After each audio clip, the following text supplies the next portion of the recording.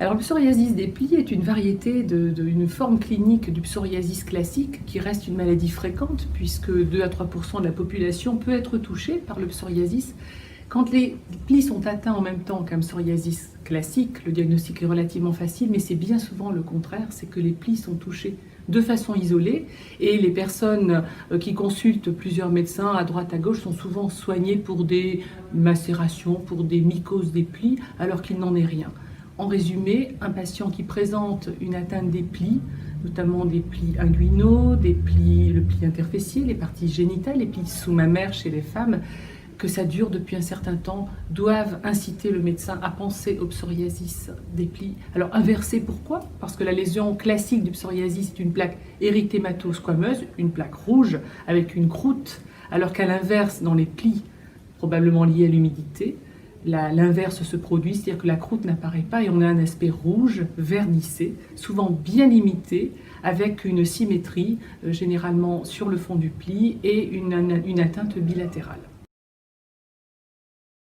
Ce diagnostic d'intertrigo des plis, de psoriasis inversée, de psoriasis des plis, est important parce qu'il peut être éventuellement annonciateur d'une complication qui n'est pas rare dans le psoriasis en plaques, qu'est le rhumatisme psoriasique.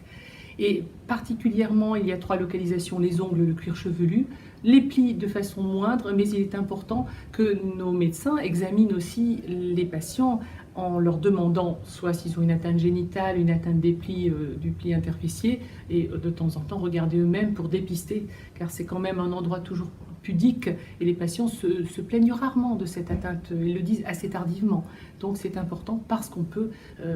diagnostiquer derrière, quelques années après, généralement dans les 10 ans qui suivent la découverte du psoriasis, un rhumatisme psoriasique.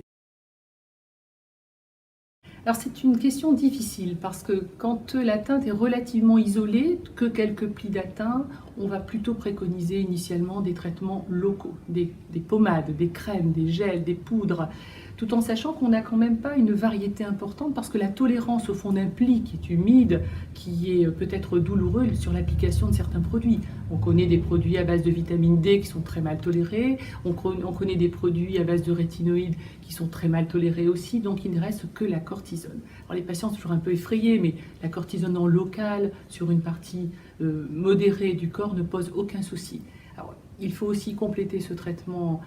corticoïdes locaux par des poudres aussi antifongiques qui vont permettre de lutter contre la macération, contre les infections mycosiques ou des petites bactéries qui sont fréquentes. Alors ce que je lui conseille, parce que c'est vrai que maintenant nos patients sont très au courant des choses, il y a quand même l'informatique, il y a beaucoup de sites d'information, c'est d'eux-mêmes d'éveiller l'intérêt de leur médecin, qu'il soit généraliste ou spécialiste, sur la possibilité qu'il puisse s'agir d'un psoriasis. Et si en plus, ce d'autant qu'il y ait éventuellement dans la famille une personne qui a elle-même un psoriasis.